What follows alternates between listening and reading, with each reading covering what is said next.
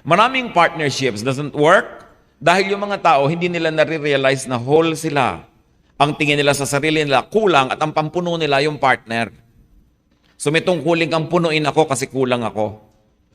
Ang nangyayari tuloy, lagi lang nabibigo dahil hindi na nang nagaganap. So, want a partner to have someone to give to, not to have someone to take from. Pagka nabuhay ka sa illusion na, I want to have a husband or a wife to complete me. Ibig sabihin, kailangan ko ng tao para ko siya kunan at ako'y punuin.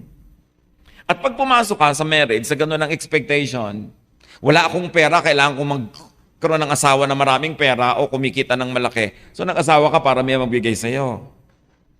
Lumaki akong hindi minamahal ng mga magulang ko, kailangan maghanap ako ng magme-make up for that loss. Kailangan may magmahal sa akin. Lugi ako noon, ang hirap-hirap ko, kawawa ako, api-api. Kailangan ngayong may tumangkilik sa akin. Papasok ang tao sa pag-aasawa na ang inaasahan makahut-hut mula sa kapwa at mapuno ang sarili niya, kaya you are, what? Designing destruction for yourself. It is not good for a man to be alone, sabi ni Lord.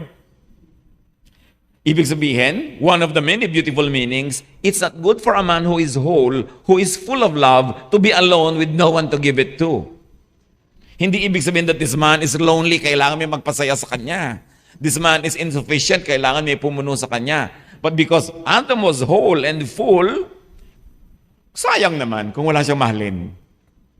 Sayang naman kung walang maging object yung kanyang perfect creation.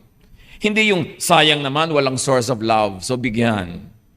Jesus is the Spirit, the living water, flowing from within. Sa Kanya tayo kukuha ng kulang. Sa Kanya tayo kukuha ng love, ng understanding, ng support, ng kaliwanagan, ng pagmamahal, na walang patakaran pagtanggap. Kay Jesus yun. Pag hinanap mo yun sa iba, mabibigo ka. Kaya maraming mag-asawa, bigo. Sabi niya, yung ine-expect ko, hindi nangyari. Diba? Akala mo magiging inspirasyon ang buhay mo, yung palalagim pagkatapos ng mga 3 buwan. Kaya, kasi pumapasok ng hindi naiintindihan ang sarili, hindi naiintindihan kung bakit siya nag-aasawa.